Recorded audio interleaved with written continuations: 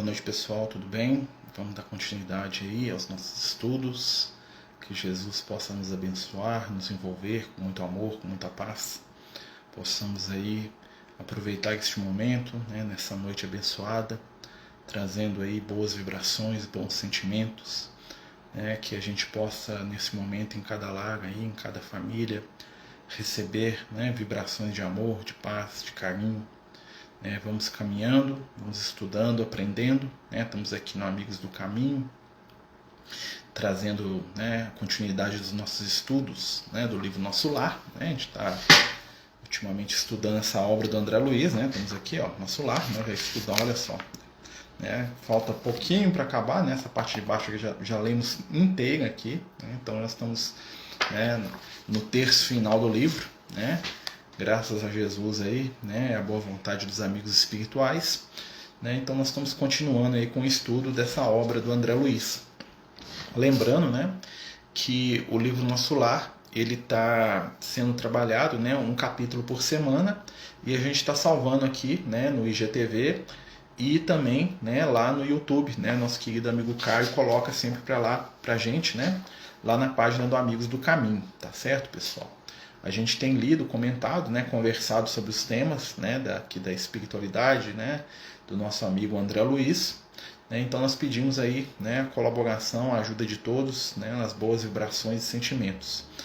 Nós estamos hoje no capítulo 35, lembrando que o André Luiz continua o seu trabalho nas câmaras de retificação, onde ele se coloca de boa vontade como um aprendiz de trabalho. O André Luiz inicia ali, nós estamos aqui falando do primeiro dia de trabalho do André Luiz nas câmaras, e esse capítulo é bastante interessante porque nós vamos ver o reencontro do André Luiz com um companheiro que ele conheceu na sua encarnação.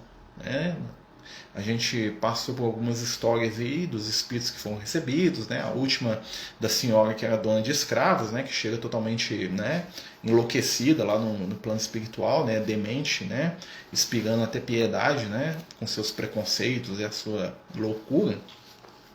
E agora, a narrativa da chegada dos espíritos sofredores no nosso lar, com o auxílio da equipe dos samaritanos, continua. O André Luiz está lá, na entrada das câmaras, e recebendo aqueles companheiros que estão chegando, a equipe dos samaritanos e aqueles outros amigos que estão ali participando com ele, desse trabalho de resgate aí, junto aos doentes aí do espírito, aqueles companheiros que estão perdidos nas zonas ali umbralinas, tá certo? O capítulo se inicia com o título Encontro Singular, já falando aí que o André Luiz vai encontrar com alguém muito importante nesse momento aqui. Guardavam-se petrechos da excursão e recolhiam-se animais de serviço. Então, estão lá terminando lá, os ajustes lá, a equipe chegou, os animais, aquela coisa toda, e eles estavam lá guardando os equipamentos, dando direcionamento para os animais, aquela coisa toda, quando voz de alguém se fez ouvir carinhosamente ao meu lado.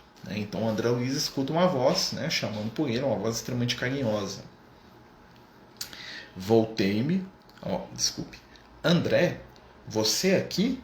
Muito bem, que agradável surpresa. Então o companheiro que chega, a pessoa que chega, que o André Luiz não sabe ainda quem é, fala assim para ele, feliz por encontrá-lo ali, no trabalho, Isso queria dizer que o André Luiz estava equilibrado, você estava ali trabalhando, André, você aqui? Muito bem, que agradável surpresa.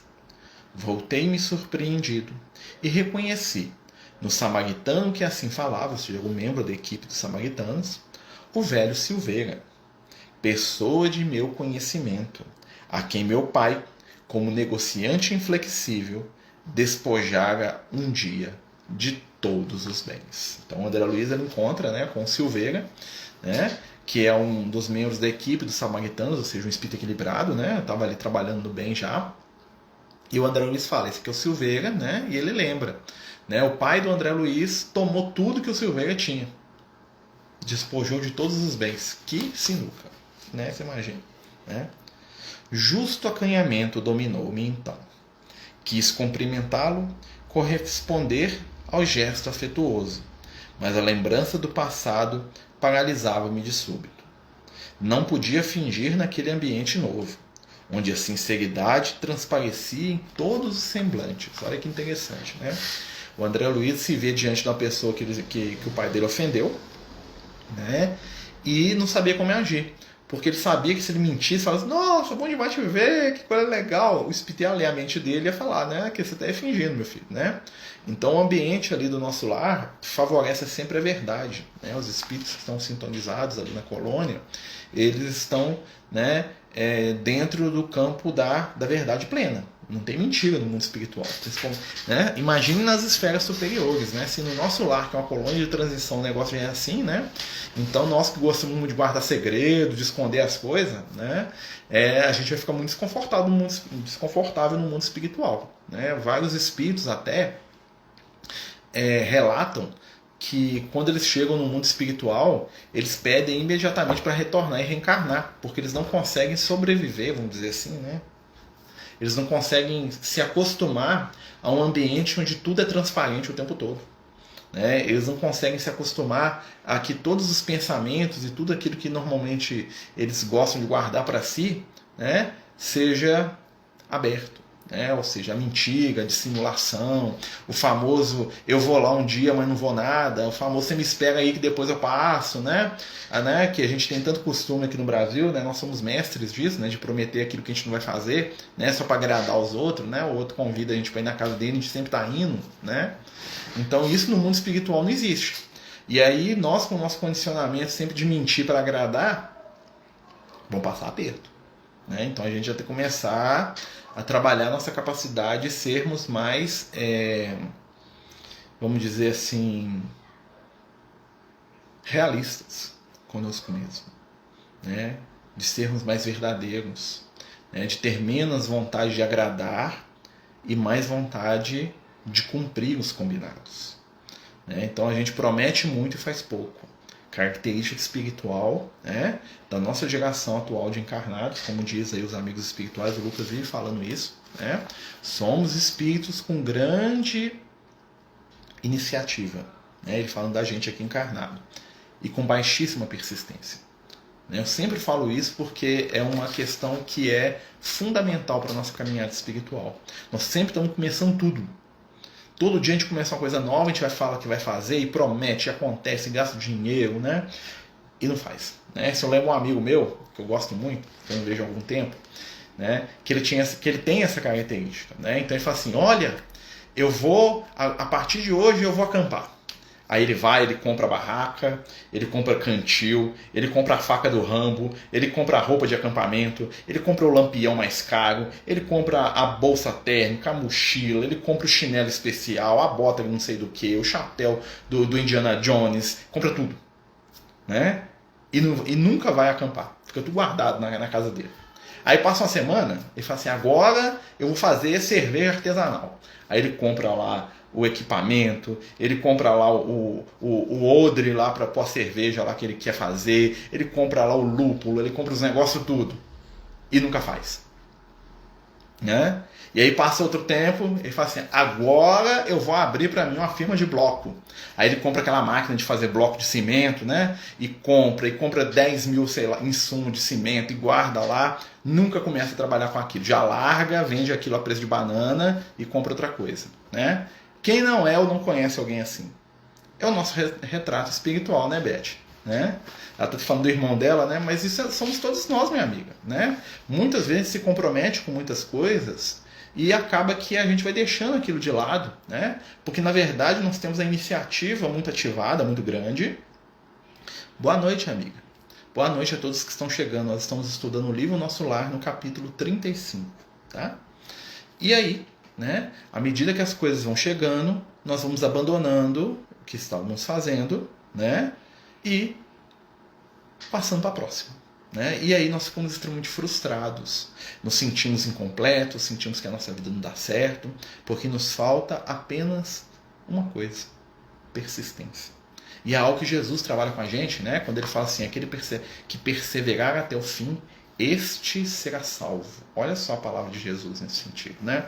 Não no sentido da perseverança ele fala ali, né, de uma crença cega, mas sim na perseverança da reforma íntima, da transformação, do esforço para a gente se melhorar, né?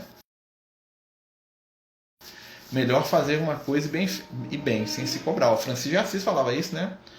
Devagar e com certeza se constrói um sonho. Poucas coisas, mas bem feitas. Faça com alegria.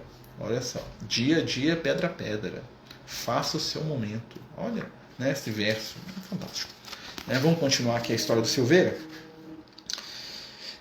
Não podia fingir naquele ambiente novo, onde a sinceridade transparecia de todos os semblantes. Foi o próprio Silveira que, compreendendo a situação, veio em meu socorro, acrescentando: francamente, ignorava que você tivesse deixado o corpo e estava longe de pensar que o encontraria em nosso lar.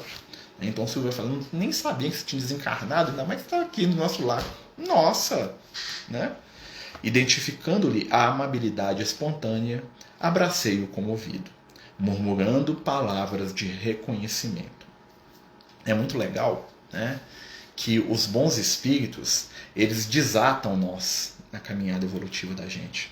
Né? Os bons espíritos, eles facilitam situações, eles quebram o gelo. Né? Tem uma história muito recorrente lá da literatura rabínica, né, que fala que como é que é o nome dele? O irmão do Moisés, o Arão, né? O Arão é um personagem, né, que era a voz do Moisés. Não sei se vocês sabem, o Moisés era gago, né? Porque falava besteira demais nas últimas encarnações, então Moisés era gago. Então você imagina o Moisés falando assim: Senhor, faraó do Egito, o Senhor Deus, falaou para você deixe de achar o povo de Israel sair. Né? Aí ele não conseguia falar. Aí o Arão falava no lugar dele. Né? Ele contava o que o Arão tinha que falar e o Arão falava. Né? Então, porque o problema do Moisés era falar bobagem, tá? Falar mentira. Né? E aí, conta as tradições hebraicas, né, que o Arão era o tipo da pessoa que, quando duas pessoas brigavam, ele ia até uma delas e se desculpava em nome da outra e depois fazia a mesma coisa. O que ele fazia? Duas pessoas brigavam. Ele chegava perto de uma e falava assim: fulano, né? A dona Maria lá falou assim que ela gosta demais de você, que você é um cara muito legal, muito especial, e que ela tá tão triste que você não tá conversando mais com ela. Ela falou assim que você pode ir lá e conversar com ela, e que ela te pede todas as desculpas do mundo, ela já aceitou que ela tá errada, e ela ainda falou o seguinte, que ela tá com tanta vergonha, que se possível você nem fale mais daquele motivo de briga que vocês tiveram. Ela aceitou que ela estava errada e que você estava certo. Né? E ela te pede todas as desculpas do mundo. Vamos seguir em frente?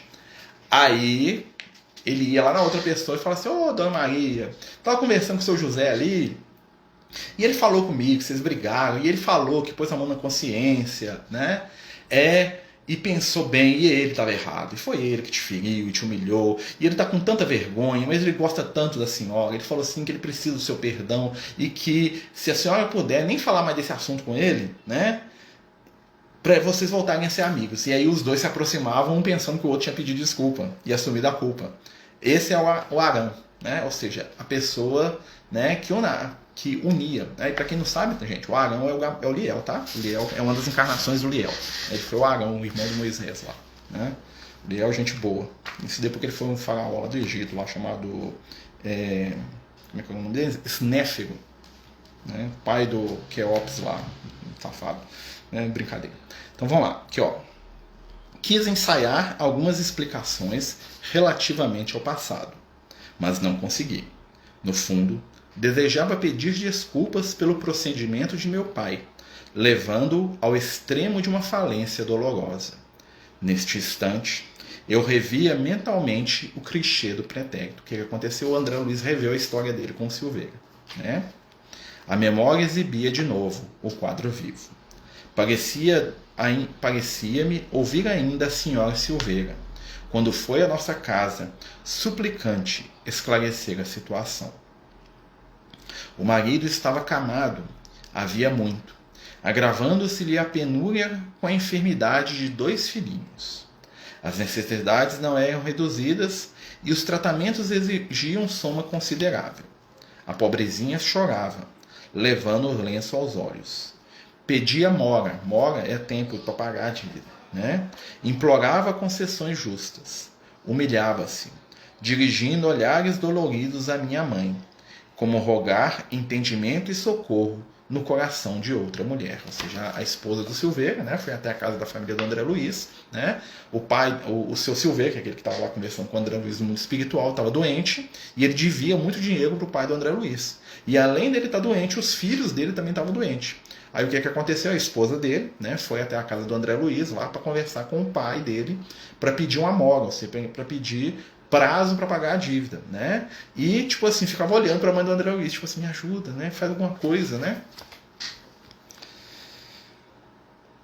Recordei que minha mãe intercedeu. Olha só, a mãe do André Luiz não é brinquedo não, né, gente? Olha só, a mãe do André Luiz sentiu o problema da outra, se empatizou, né? Porque o amor é empatia, né? Ou seja, ela percebeu, mas imagina se fosse eu, né?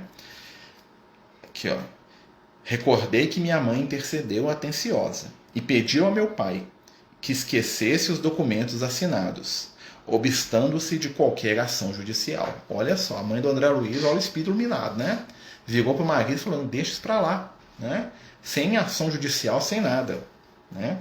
Meu genitor, porém, habituado a transações de vulto e favorecido pela sorte, não podia compreender a condição do retalhista. Tá? Ele trabalhava com retalho, tá? Retalho de pano, essas coisas.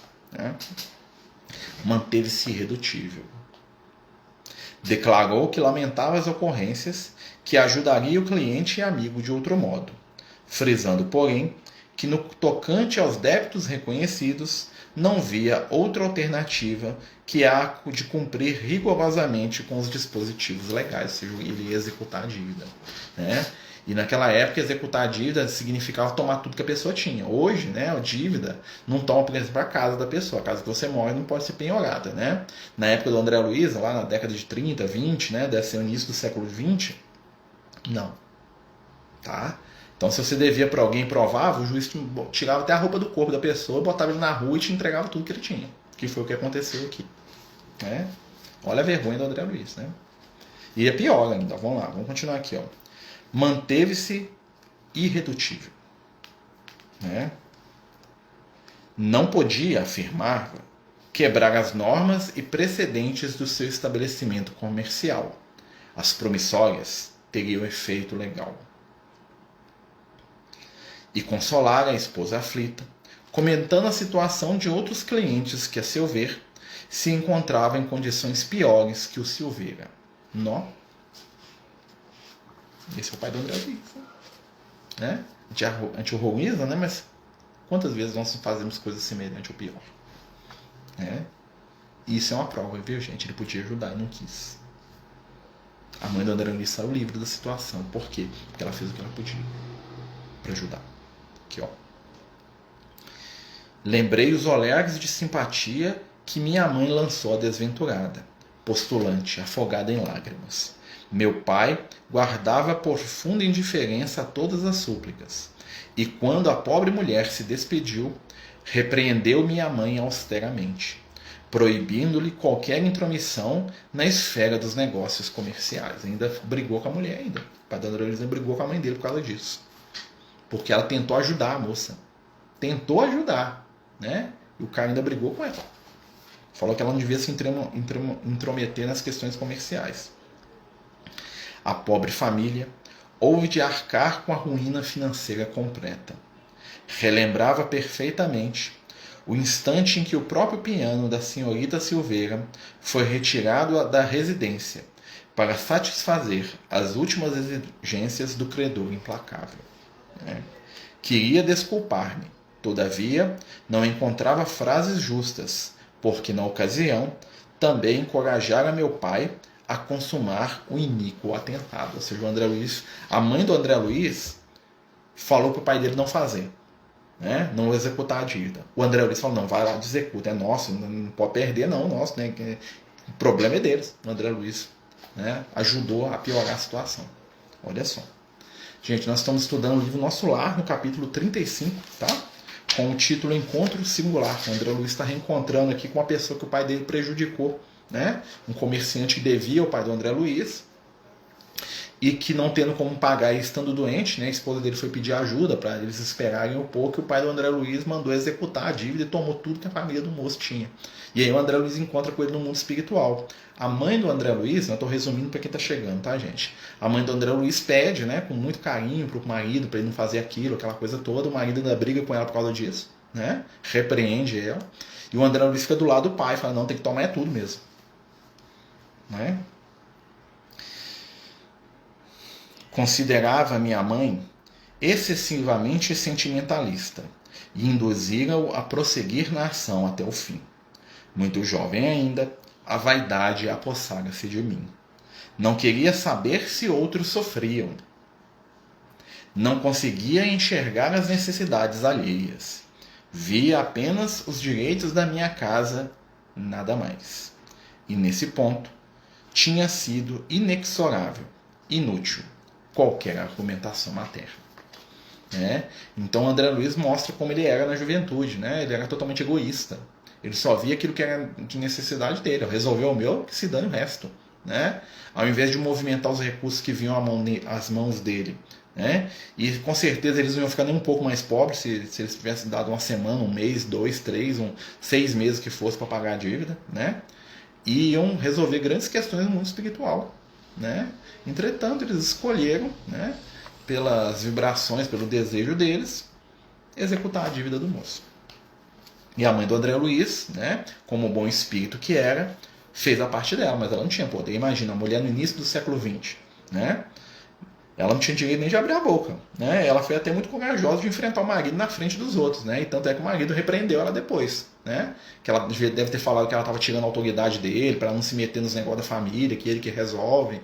Né? Que ela fez ele passar vergonha na frente dos outros, né? Como todo machão, né? Como todo desequilibrado moral. Né? Deve ter brigado com ela porque ela queria fazer o bem. Né? Porque ela era o único espírito ponderado naquela família. Né? Aí nós vamos ver, né? Aonde que a mãe do André Luiz foi parar, aonde que o pai do André Luiz foi parar e ele também, né? Com, claro, a vantagem do André Luiz estar agora reconstruindo o caminho dele. E que bom que ele reencontra com o Silveira, né? Olha só. Derrotados na luta, os Silveiras haviam procurado recanto humilde no interior, amargando o desastre financeiro em extrema penúria. Nunca mais tivera notícias daquela família, que de certo devia nos odiar. Essas reminiscências alinhavam-se no cérebro com a rapidez de segundos, olha só, né? Consciência, né? A consciência do André Luiz cobrava ele.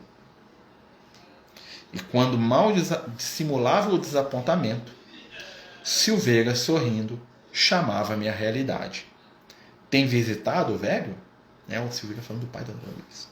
Aquela pergunta, evidenciar espontâneo carinho, aumentava o meu pejo. Pejo é o peso moral, né? A vergonha, né? Agora é ficar com vergonha, né? Fazer o mal, né? Nós somos assim, né? Esclareci que, apesar do imenso desejo, não conseguiria ainda tal satisfação. Silveira identificou-me o constrangimento e, apiedando-se, talvez, do meu estado íntimo, procurou afastar-se. Então Silveira, né, viu que o André estava muito constrangido, com muita vergonha, com muita culpa, né, e, né, digno e correto como era, saiu de pé, tranquilamente. Né. Abraçou-me cavalheirescamente e voltou ao trabalho ativo. Muito desconcertado, procurei Narcisa, ansioso de conselho. O André Luiz atrás da Narcisa, né? Sabe o que ele faz lá. Ainda bem que tem a Narcisa lá, né? Expule a ocorrência, detalhando os sucessos terrenos. O André Luiz foi lá e contou a história para Narcisa. Falou, encontrei um moço ali, meu pai fez, né? Destruiu a vida dele, a da família dele. Eu também ajudei e eu estou muito constrangido. Ele veio me cumprimentar, não sabia nem o que eu dizer para ele. Imagina a conversa do André Luiz assim, né? Ela ouviu-me com paciência e observou carinhosamente. Não estranho o fato. Vi-me há tempos nas mesmas condições. Olha, a Narcisa fala, né? Ela encontrou alguém que ela feriu no passado, lá no nosso lar. Já tive a felicidade de encontrar por aqui o maior número das pessoas que ofendi no mundo. Sei hoje que isso é uma bênção do Senhor, que nos renova a oportunidade de restabelecer a simpatia interrompida, recompondo os elos quebrados da corrente espiritual. Então a Narcisa, olha só, ela explica os reencontros com aqueles que nós ferimos como oportunidades sagradas da gente reatar os laços, né, das nossas relações afetivas espirituais. Muitas vezes nós nos encontramos com pessoas, seja aqui encarnados, né, que é o nosso estado atual, né, que são pessoas que nós ferimos, que nós magoamos, que nós agredimos, que nós enganamos no passado. E temos com elas, né, uma oportunidade de momento de pedir perdão, de pedir desculpa, de reconstruir, refazer esses laços. Principalmente, né, como é o caso aqui, quando esses espíritos que nós ofendemos, as pessoas que nós magoamos, já estão numa condição espiritual de equilíbrio. Porque aí eles vão ser capazes de perceber o nosso desejo de melhora e de restabelecer, né, as relações afetivas com o melhor dos critérios da boa vontade. Ó, amigo Túlio aí, bem-vindo, amigo.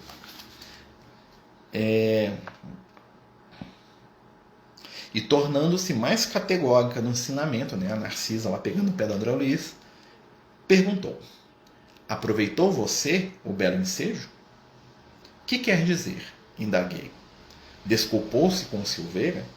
Olhe que é grande felicidade reconhecer os próprios erros, já que você pode examinar-se a si mesmo com bastante luz de entendimento, identificando-se como antigo ofensor. Não perca a oportunidade de se fazer amigo. Vá, meu caro, abrace-o de outra maneira. Aproveite o momento, porque o Silveira é ocupadíssimo e talvez não se ofereça tão cedo outra oportunidade. Notando minha indecisão, Narcisa acrescentou: não temo insucessos. Todas as vezes que oferecemos raciocínio e sentimento no bem, Jesus nos concede quanto se faça necessário ao êxito. Tome a iniciativa. Empreender ações dignas, quaisquer que sejam, representa a honra legítima para a alma. Recorde o Evangelho e vá buscar o tesouro da reconciliação. Então vai lá, meu filho, vai lá, reconcilia logo.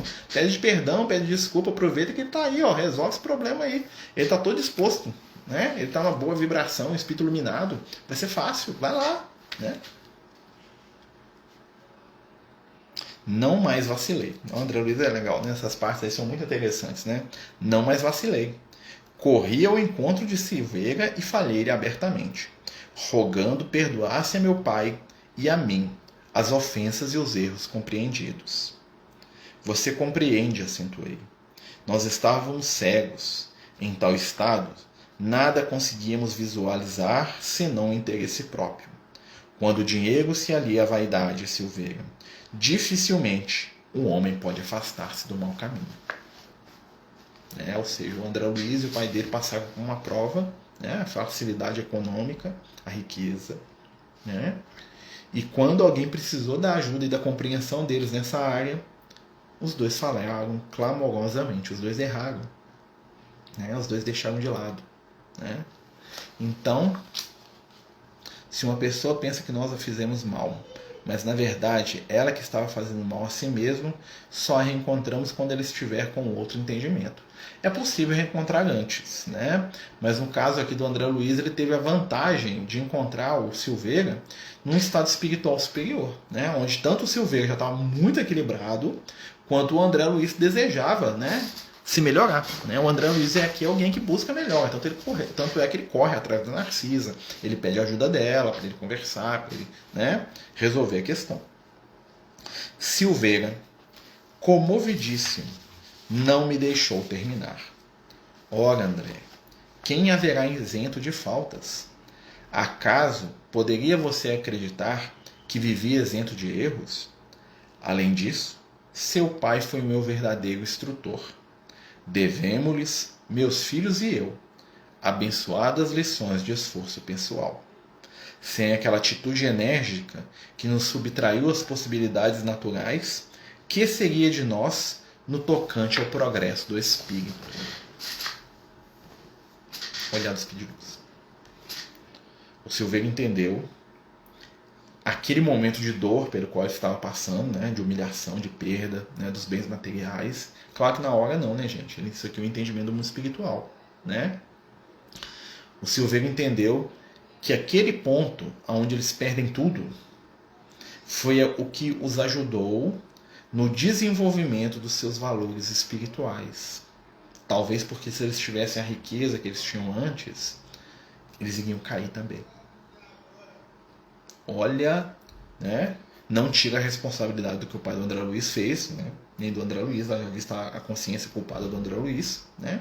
Mas olha como um espírito equilibrado utiliza-se dos processos de dor na sua vida. A gente estava conversando hoje lá no culto, né, sobre a dor, né? E aí o companheiro nosso querido, aí o Salomão, estava até falando pra gente lá, falou assim que às vezes a doutrina espírita parece que gosta de dor, né? O espírito gosta de sofrer, né? Gosta que é meio masoquista, né? Ele estava falando isso pra gente. E de certa forma, às vezes parece mesmo, né? Aliás, é até uma questão que era muito trabalhada pelos cristãos, né? Os romanos achavam que os cristãos queriam todos morrer, né? Que eram tudo um bando de maluco, né?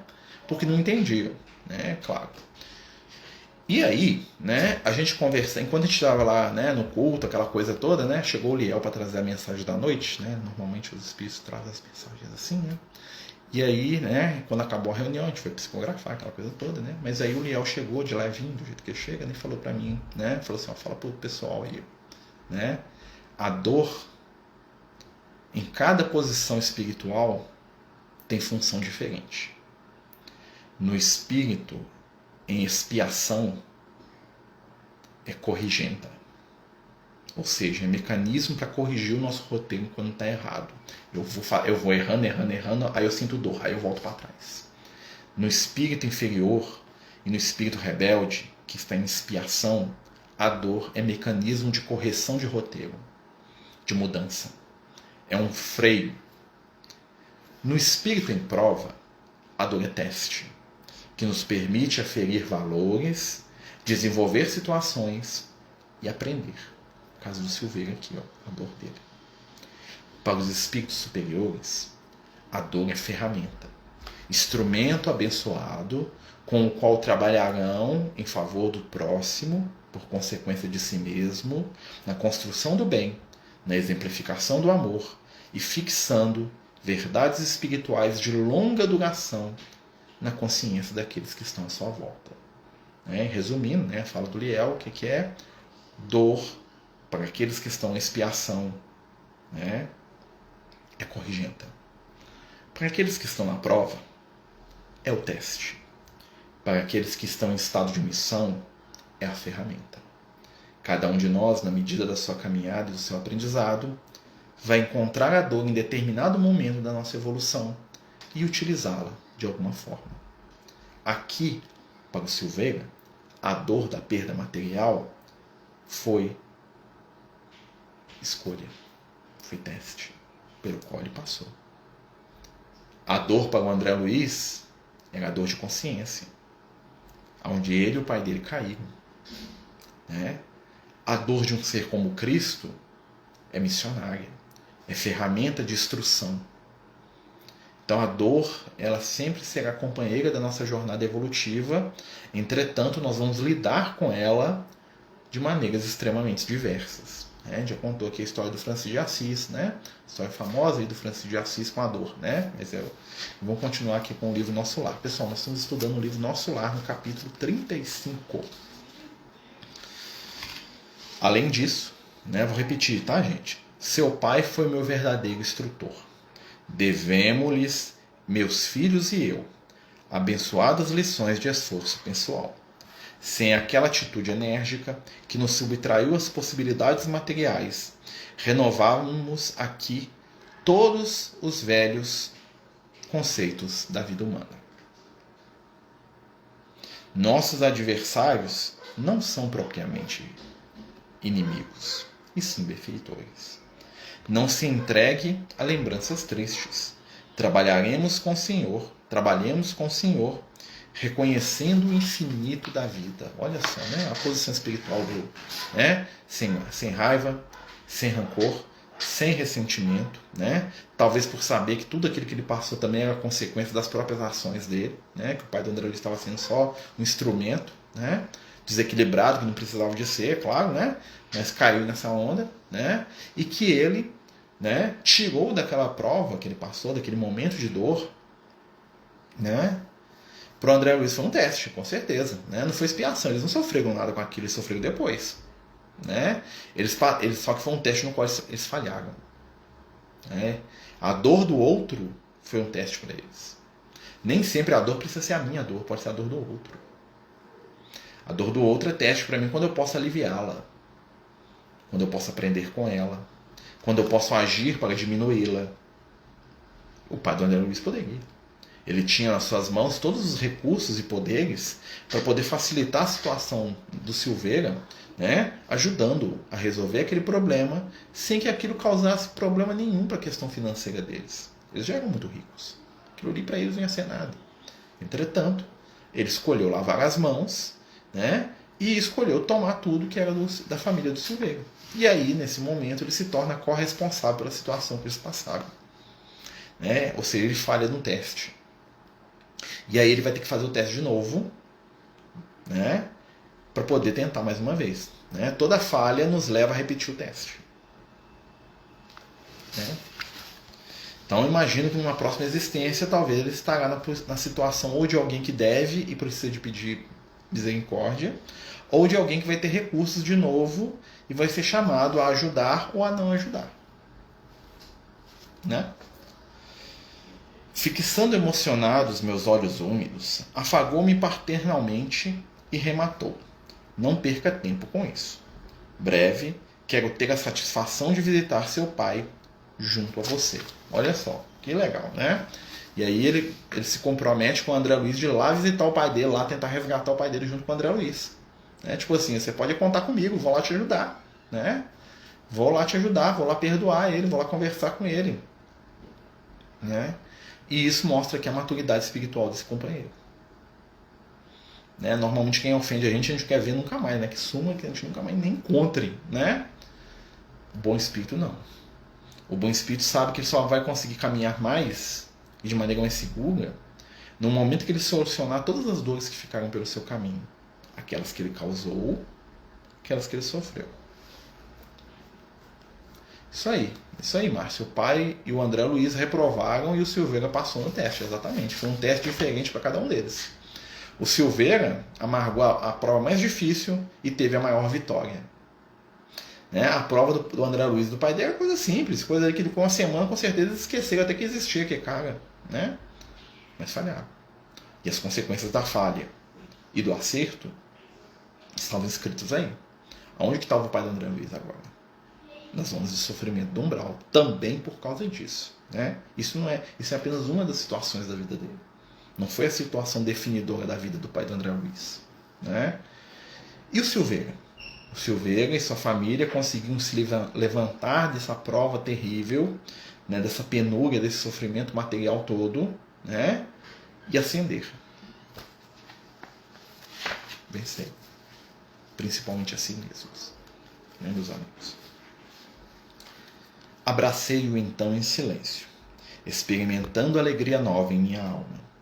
Pareceu-me que nos escaninhos escuros do coração se me acendera divina luz para sempre. Olha que legal, né?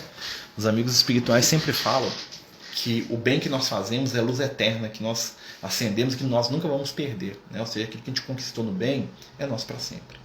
E aquilo que nós temos na treva é transitória escuridão destinada a desaparecer.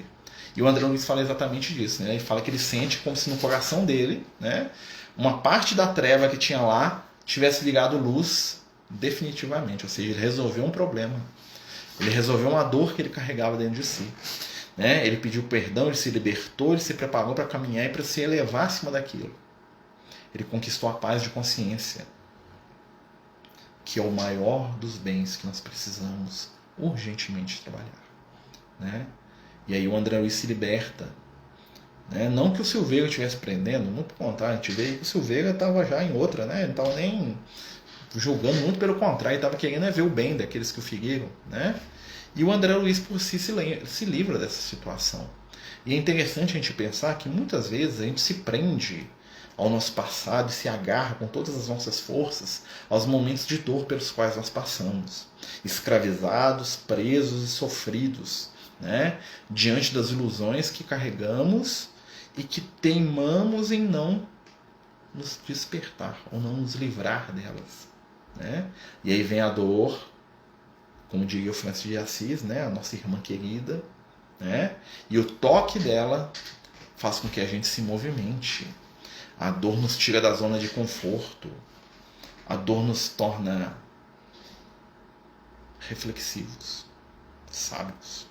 Eu lembro uma vez que o Liel falou isso comigo. Falou assim, olha, as experiências de dor não te tornarão mais feliz neste momento, mas com certeza te tornarão mais sábio. Sabedoria nasce com preço, né? E a própria dor nos ensina, né, o magnífico segredo da empatia, do perceber aquilo que o outro carrega como reflexo daquilo que nós temos. E isso é o maior ensinamento espiritual que nós podemos ter, né? Entender a dor alheia através das experiências próprias. Entender as fragilidades alheias, percebendo as nossas próprias fragilidades. Acreditar na nossa luz por ver a luz do outro. Perceber o auxílio divino em torno do nosso irmão e também em torno de nós mesmos. Observar a nossa caminhada, a nossa capacidade de melhorar, de querer o bem, aprendendo a observar o desejo do bem de melhora do nosso próximo. Pois que a medida que eu aplico para o meu irmão é a medida que eu aplico para mim mesmo, na construção da minha jornada, do meu trabalho, da minha transformação, da minha renovação e da minha mudança. Né, meus amigos? Nós estamos aí no finalzinho do estudo, né? Terminamos o capítulo hoje. Né? Se alguém tiver alguma dúvida, alguma pergunta, alguma questão, mesmo que seja fora do capítulo, fique à vontade, por favor, tá, meus amigos, de perguntar. Nós vamos aí, né, dentro de alguns minutos, fechar o estudo, né? Até porque, né, falar demais também é exagero, né? Então nós temos que ser justos com o tempo e com o espaço, né? E a gente agradece aí a todos os companheiros que participaram, todos os companheiros que nos têm acompanhado aí nas lives, nos estudos, né? Que têm lido aí as mensagens dos amigos espirituais, distribuído as mensagens, né? Em breve, se Deus quiser, nós vamos ter uma novidade aí, né, sobre as mensagens, né? Jesus está mandando aí companheiros que estão nos ajudando aí, nós estamos compilando as mensagens, né? Deve sair aí alguns livros aí dessas mensagens, né, que nós vamos tentar, né, editar, né, para poder, com os valores que a gente conquistar deles, né, financiar o trabalho das crianças autistas, né, que é um grande ideal que a gente tem, né? A gente tem aí, né, junto com o Lucas, né, um projeto de estar atendendo as crianças que têm autismo, né, que são de famílias carentes, né, que muitas vezes não tem condição financeira para pagar terapeutas, TOs, fonos, essas coisas todas, né? E aí nós estamos recebendo algumas obras aí, né, que, se Deus quiser, vão ser direcionadas aí para a sustentação material desse trabalho, né? Mas aí todo mundo vai ficar sabendo, vai ficar vendo, se Deus quiser, né? Agradeço a todos vocês que nos acompanham aí no Amigos do Caminho, né? Agradeço a todos vocês que nos ajudam. Lembro lá que a nossa casa de Francisco de Assis, né, essa semana está juntando os valores para a gente montar a cesta básica para mais de 100 famílias que são atendidas na casa, né? E agradecemos a todos os irmãos que têm nos ajudado de uma forma ou de outra. Muitos deles estão aqui hoje, né? E podem ter certeza que, né, as ajudas que têm chegado estão sendo transformadas em mantimento, em comida, em veste para essas famílias, né? Mês passado foi fantástico, a gente teve lá a distribuição das roupinhas, né, que foram doadas aí pelos companheiros de todos os lugares do Brasil, né, para as crianças carentes, as roupinhas de frio, né? Nós conseguimos atender aí a 100 famílias, né, das crianças de 0 a 16 anos de idade, com roupas e mantimentos, né, com roupas e agasalhos, né, muitos dos quais novos que a gente ganhou, né, muitos doados, então todo mundo saiu com muita coisa, né? Que bom. Mais uma vez, meus amigos, agradeço a todos aí pela boa vontade, pelo carinho, pelo afeto. Vamos trabalhar no bem, vamos multiplicar os nossos esforços, vamos acender a nossa luz. Vamos confiar no Cristo, sabendo que Ele conta conosco. Vamos fechar os nossos olhos, elevar o nosso pensamento neste momento, pedindo a Jesus por nós mesmos e por aqueles que amamos. Pedindo ao Mestre Amigo que, assim como André Luiz, possamos encontrar os nossos silveiras, aqueles que ofendemos, que magoamos, que traímos, que roubamos, seja nessa ou nas outras vidas. Que possamos pedir perdão e demonstrar pela nossa ação o nosso desejo de mudar e de ser melhor. Que possamos também aprender a desculpar sem humilhar, a perdoar sem exigir, a compreender respeitando e lembrando que, assim como precisamos aprender a perdoar, necessitamos urgentemente do perdão e da compreensão de tantos companheiros. Estende, Jesus, as tuas mãos misericordiosas sobre os nossos lares, sobre as casas e famílias de cada um dos que aqui estão, para que recebam neste momento as bênçãos do teu amor. Estabelece entre nossos corações uma corrente de luz que beneficie e cure, melhore e enche de esperança a nossa vida. Dá-nos, Senhor, a paz, o entendimento, o carinho e o afeto. Ilumina a todos e permita que possamos estar contigo, hoje e por todo sempre. Que assim seja, graças a Deus. Meus amigos, muito obrigado a todos mais uma vez. Que Jesus nos abençoe, nos ilumine e que possamos juntos encontrar o caminho da luz e do bem. Que Jesus esteja conosco, muita luz, e lembrem-se, consolem, perdoem e amem aqueles que cruzarem os seus caminhos. Até a próxima semana, se Deus quiser que permitir. Boa noite, meus irmãos.